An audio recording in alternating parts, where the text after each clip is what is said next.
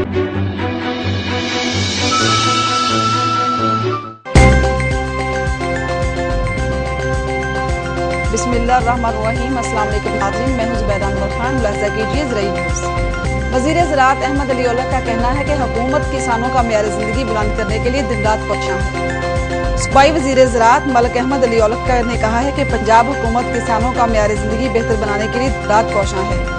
German के शहर Berlin में मुनक़्क़द होने वाले इंटरनेशनल ग्रीन वीक में पाकिस्तान की नई मसनूआत की नुमाइश में शिरकत से किसानों के हौसले बुलंद हुए हैं और इस मनसूबे के तहत ज़रूरी व लाइवस्टॉक मसनूआत की लागत को कम करते हुए और पोस्ट हार्वेस्ट नुकसानात के हवाले से पाकिस्तानी मसनूआत को बैनुल-अक़वामी मेयार के मुताबिक अच्छी कीमत पर फ़रोख्त किया जा सकता है, जिससे न सिर्फ ज़रूरी शोबे में इनकलाब बर्पा होगा बल्कि देही इलाकों में पाई जाने वाली गुर्बत का भी खात्मा होगा।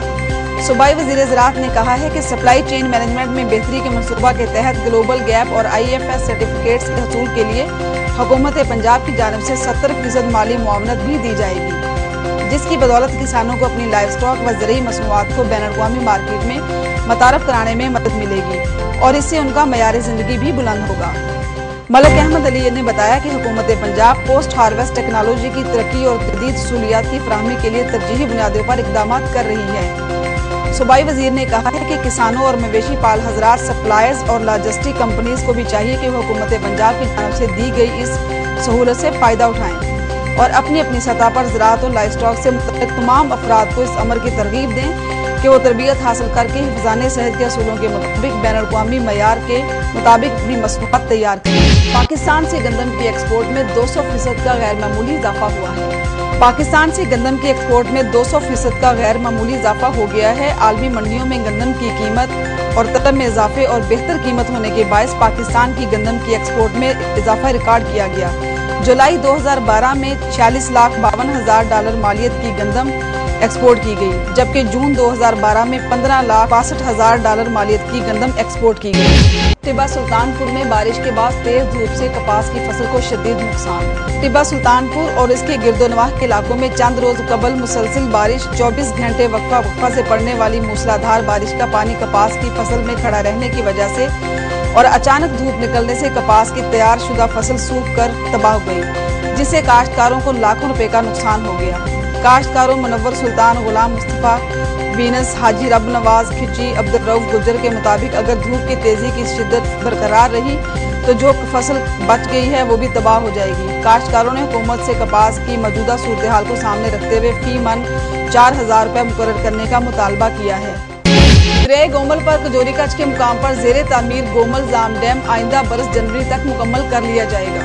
वजारत पानी और बिजली के हुकाम के मुताबिक डैम में 11,04,000 एकड़ फुट पानी का जखीरा किया जा सकेगा, जिससे 1,63,000 एकड़ अराजी को ज़ेरे काश्त करने में मदद मिलेगी और 17.4 मेगावाट बिजली भी कौमी ग्रिड में शामिल होगी। पाकिस्तान में इस वक्त बारिशों की क्या सूरत हाल है और अगर हमारे मुल्क में डैम होते तो इस वक्त उसकी सूरत हाल क्या होती, इसी हवाले से आज हमारे साथ लाइन पे मौजूद हैं जनाब अब्दुल बासित साहब। आप सीनियर तज्जिया निगार भी हैं। आइए उनसे पूछते हैं कि अगर इस वक्त डैम होते तो सूरत हाल क्या होती है। अस्सलाम वालेकुम सर।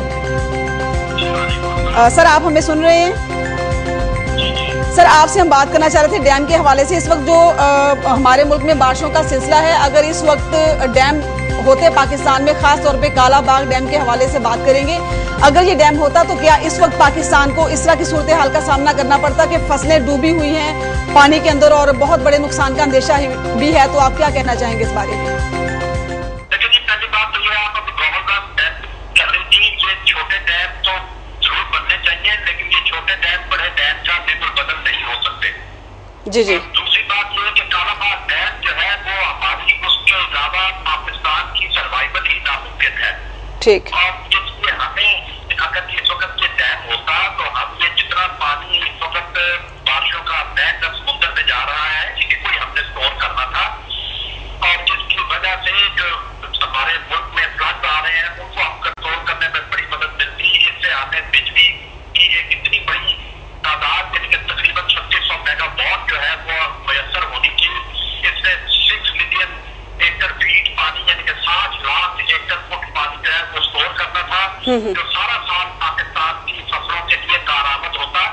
और इस वक्त जो है जो सैलाब की सूरत पैदा हो रही है, ये ना होती। दूसरी बात आप देखें कि भाषा डैम के ऊपर जो मैं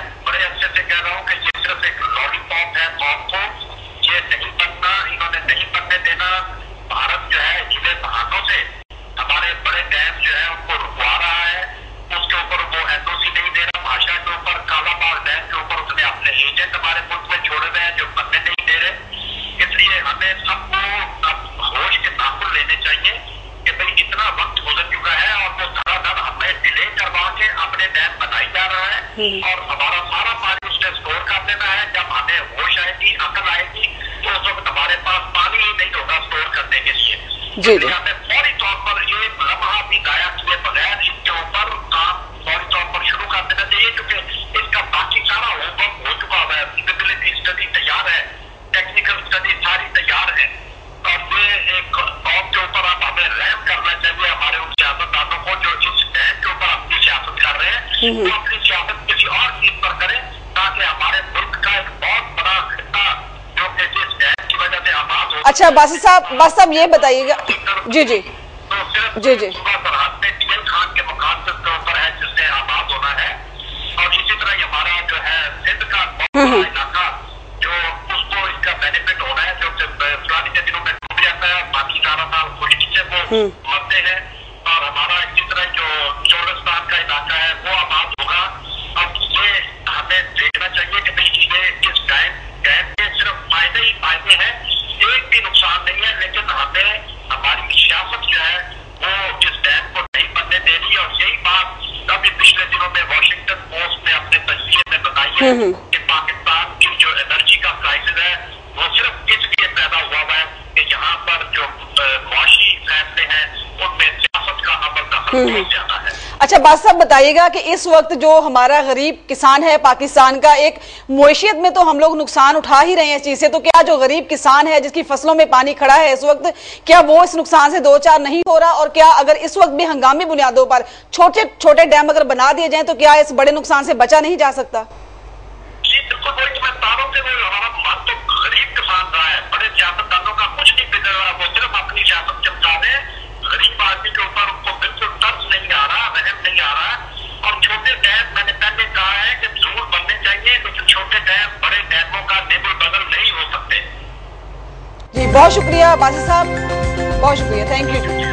जी नाज़रीन हमारे साथ लाइन पर मौजूद है बासित साहब। आपने सुना कि डैम बनने किस कदर ज़रूरी है, लेकिन इस वक्त भी जो हुकूमती सूरत हाल है वो भी आप सब लोगों के सामने है कि फसलों में जो पानी आ चुका है उससे फसलों को नुकसान पहुंचने का अंदेशा है। नुकसान का मतलब है गरीब किसान की साल भर की मेहनत को जो है वो ज़ाया कर दिया जाएगा।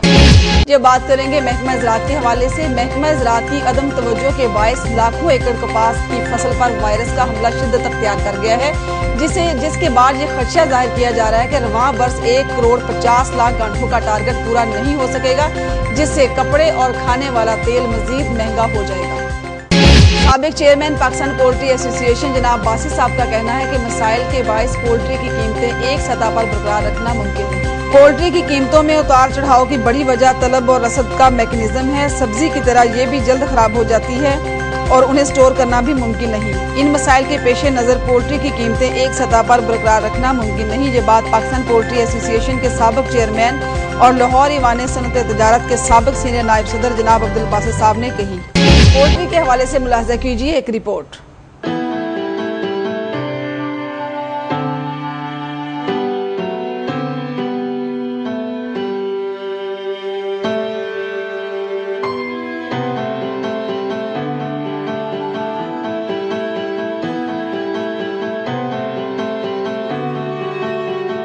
सनत मुर्गबानी दौरे हाजिर में एक इंतहाई पुरकशिश और मुनाफे बख्श सनत के तौर पर उभरी है और उसकी रोज़ अफजूं तरक्की के पेश नज़र इस सनत में सरमायाकारी करने में फ़ायदा है, क्योंकि दरकार सरमाया और उस पर वापसी की शरह नहायत मौजू है। मुल्क में लाहमियात की ग़िज़ाई कमी को पूरा करने की जिस कदर सलाहियतें ब्रायलर फार्मिंग में हैं, किसी और शोबे में नहीं। इसीलिए ब्रायलर फार्मिंग ने तेज़ी से तरक्की की है, जिससे न सिर्फ गोश्त की कमी को पूरा करने में मदद मिली, बल्कि फीकस गोश्त की फराहमी में इजाफा मुमकिन हुआ है। मुल्क में इस वक्त ब्रायलर गोश्त सस्ती तरीन प्रोटीन है। ब्रायलर तैयार करने में तमाम जानवरों की निस्बत कम वक्त दरकार है।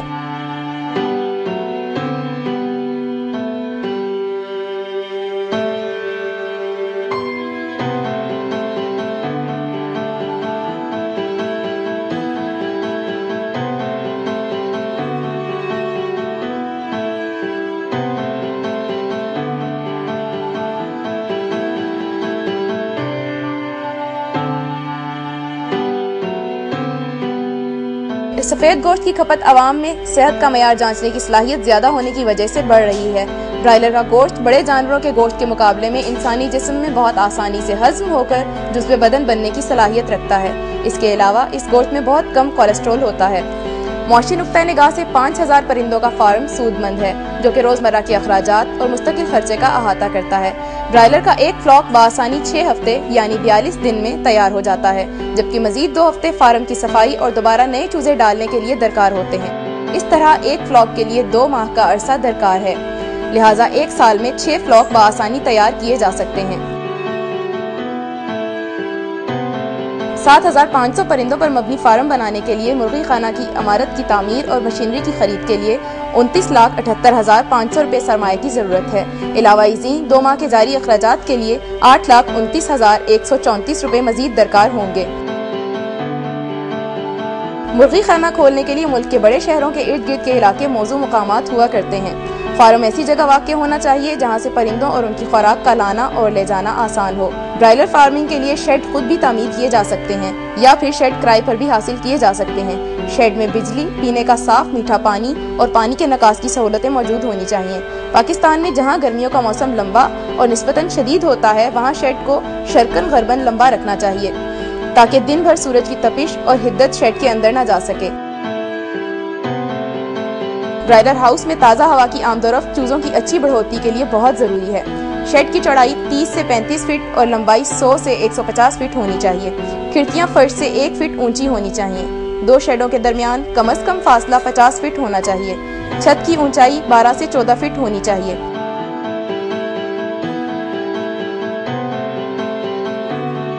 शेड का फर्श सीमेंट से पक्का बनाया जाए ताकि सफाई आसानी से हो सके। फार्म पर शेड में फर्श के ऊपर बिछाली की तह जो कि 3 इंच मोटी हो बिछाई जाती है। इसके लिए आमतौर पर चावलों का छिलका या लकड़ी का बुरादा इस्तेमाल किया जाता है। बिछाली का खुश्क होना बहुत जरूरी है। हर फ्लॉक में नई बिछाली इस्तेमाल करनी चाहिए।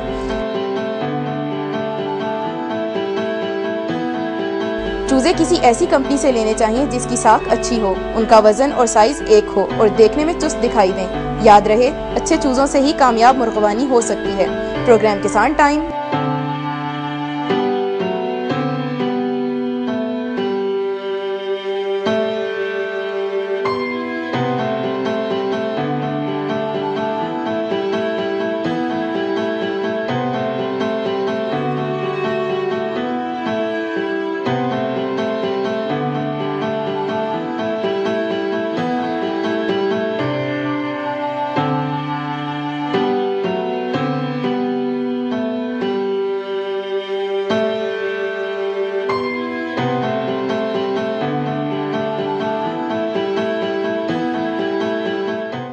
आज की ज़राई न्यूज़ में बस इतना ही। ब्रेक के बाद चलेंगे प्रोग्राम किसान टाइम की जानिब।